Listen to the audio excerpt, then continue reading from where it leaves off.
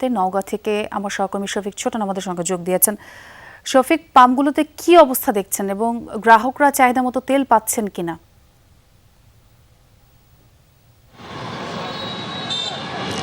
ছোঁয়া, পরিস্থিতি আগের মতোই, কোনো পরিবর্তন নেই। চাহিদা মতো তেল পাচ্ছেন না গ্রাহকরা। এই মুহূর্তে আমি নওগাঁ শহরের সাকিব ফিলিং স্টেশনে আছি। এখানে তেল দেওয়া শুরু করেছিল সকালে, কিছুক্ষণের মধ্যেই প্রায় ৩,৫০০ লিটার অকটেন শেষ হয়ে গেছে।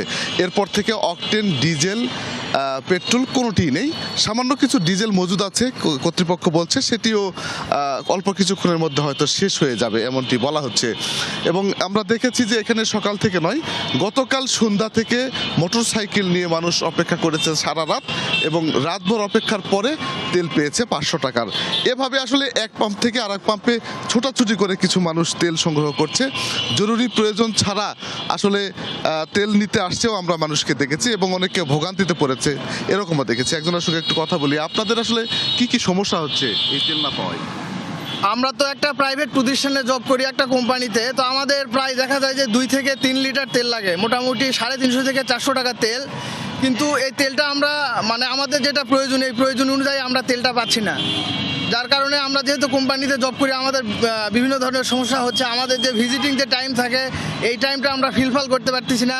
আমাদের যেখানে ট্যুর থাকতেছে, যেসব জায়গাতে ভিজিট থাকতেছে, আমরা নির্দিষ্ট টাইমে পৌঁছাতে পারতেছি না। যার কারণে আমরা কাজ সঠিকভাবে করতে পারতেছি না। এই সমস্যাগুলো হচ্ছে আমাদের।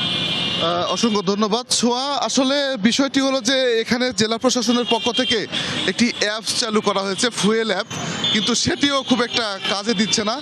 একটি পাম্পে তেল দেওয়া শুরু করলে হুমড়ি খাচ্ছেন যারা জ্বালানি তেলের জন্য হন্য হয়ে ঘুরছেন তারা, যার কারণে অল্প সময়ের মধ্যে তেল শেষ হয়ে যাচ্ছে। আর বেশিরভাগ পাম্প এখন তেল দেওয়া বন্ধ রেখেছে। সেই ভোগান্তির কথাই শুনছিলাম শফিক, অনেক ধন্যবাদ আপনাকে।